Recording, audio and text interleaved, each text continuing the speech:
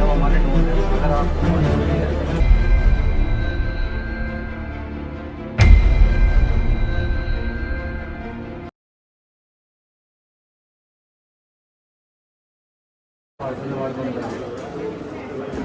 Tension मत लो, बाकी canteen हमारी 10 मिनट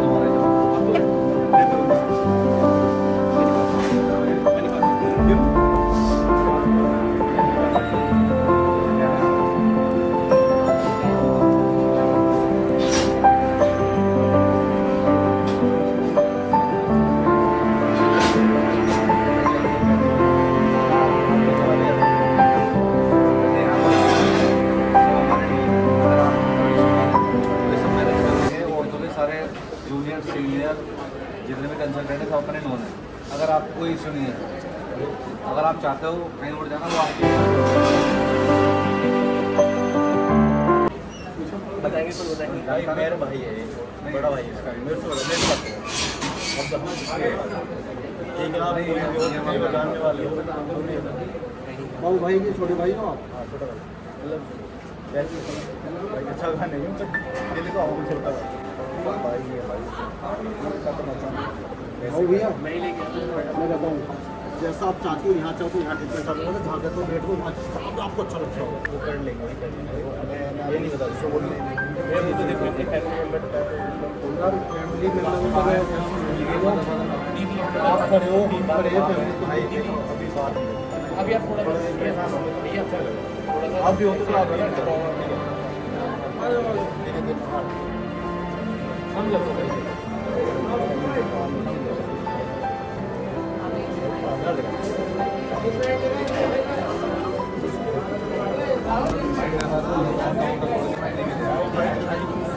बोल रहे थे थोड़ा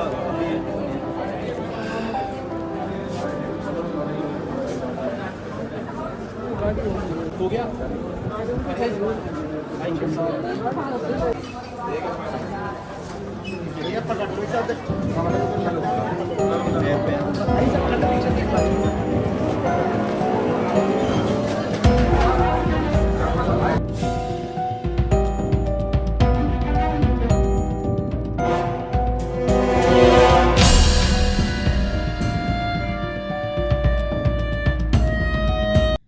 ভাই এই ভিডিওটা আমি জাস্ট ভাত খেতে খেতে দেখছিলাম, দেখতে হচ্ছে এখন ভাত খাচ্ছিলাম।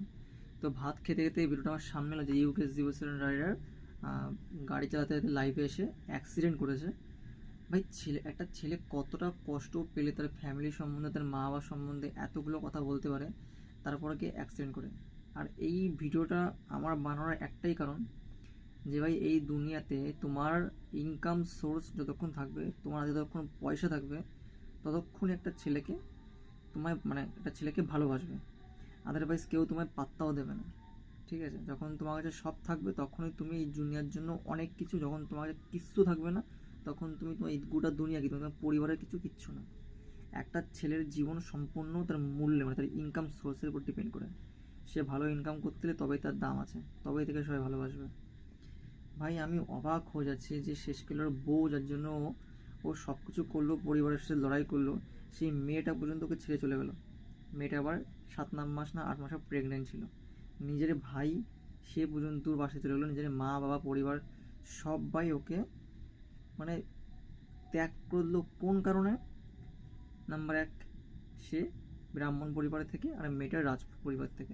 সেই আগেকার যুগের নিয়ম চলে এসেছে, ছোটো জাত উঁচু জাত নিচু জাত নিয়ে ভেদাভেদ, জাতিপাত নিয়ে ভেদাভেদ এখনও চলছে। মানুষ এই 2026-এ এসেও জাতিপাত নিয়ে ভেদাভেদ করছে।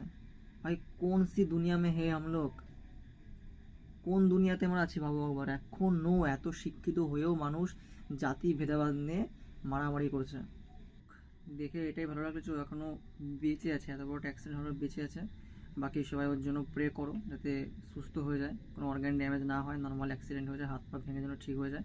বাকি কিছু যদি না হয়, আর কিছু বলার নেই, এটাই।